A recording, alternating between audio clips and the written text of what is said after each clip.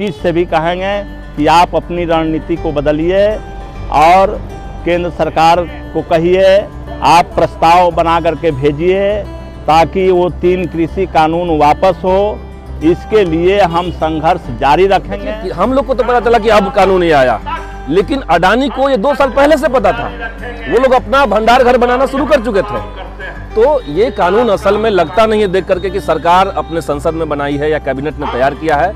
असल में ये कानून अडानी और अंबानी के ऑफिस से निकला और सरकार उनका एक नुमाइंदा बन करके उसको संसद में लाया, राज्यसभा में जबरदस्ती पारित करवाया गया। तो ये कानून संवैधानिक है ही नहीं। इस कानून को वापस लेने की किसान मांग कर रहे हैं, कोई हवाई बात नहीं कर रहे हैं वो लोग। सरकार को चाहिए कि किसानों के पक्ष में अगर वो हैं तो किसान संगठनों से बात करे, किसानों से बात करे और तब कोई कानून बनाए। फिलहाल इस कानून को उनको वापस लेना होगा, यही हमारी मांग है।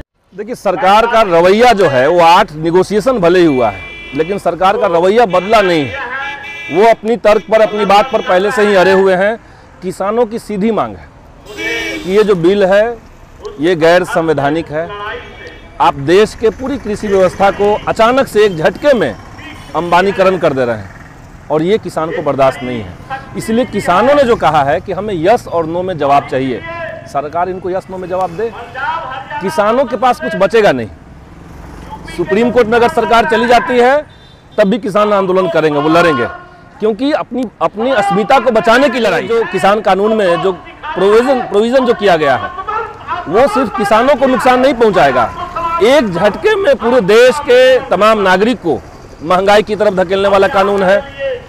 अब आवश्यक वस्तुओं का अधिनियम कानून जब खत्म कर देंगे और आप खाद्यान्न सामग्री का, आलू का, प्याज का अनंत सीमा तक लोग भंडारण कर सकते हैं, तो जनता कहाँ जाएगी?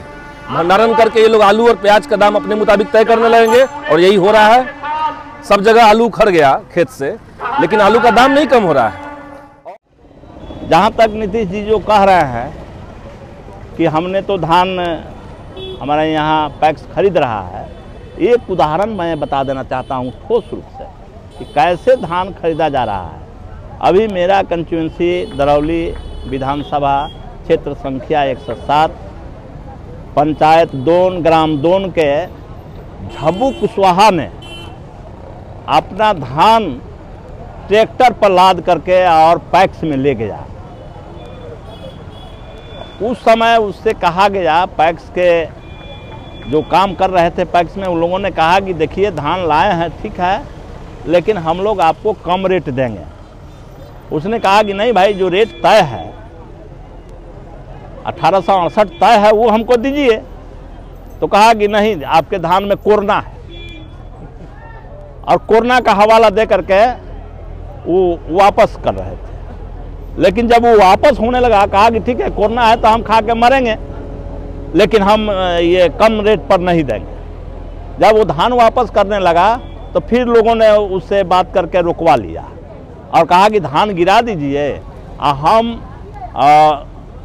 किसी अधिकारी को बुलाएंगे और वो तय करेगा और उसके तय अनुसार हम आपको दे देंगे। तो बीसीओ को उन लोगों ने बुलाया और बीसीओ आया तो उन लोगों से बोल दिया कि नहीं, रेट पर ले लो जो रेट है, और बोल करके चला गया। और जब ये गया और कहा कि क्या फैसला हुआ बताइए, तो उन्होंने कहा कि वो कह के गए हैं कि कुछ घटा के ले लीजिए। फिर वही घटाने की बात आ गई, तो फिर उसने कहा कि नहीं, तब हम अपना धान ले जाएंगे। और इस क्रम में मारपीट हो गई है, केस दर्ज हो गया है, उसका सर फट गया है, वो सब लोग देख रहा है। यही तो हो रहा है पैक्स में। लोग लेके धान जा रहे हैं किसान, और उनसे वो पैक्स के जो अध्यक्ष है वो कहता है कि ठीक है लाए हैं हम ले लेंगे, लेकिन आप कम रेट पर दे दीजिए। और कम रेट पर ले लेता है और वो 1868 अपना सरकार से भंजाता है। यही चल रहा है पूरे बिहार में। नीतीश जी को नहीं पता है तो मैं बता देता हूँ, पैक्सों के जांच कर लें, हर पैक्स पर यही हो रहा। और इससे हम पीछे हटने वाले नहीं हैं। लड़ाई के तरीके हम समय समय पर लेंगे, जो आप लोगों को बताएंगे भी। समय समय पर हम लड़ाई के तरीका ढूंढेंगे कि कब हम धरना देंगे, कब प्रदर्शन करेंगे।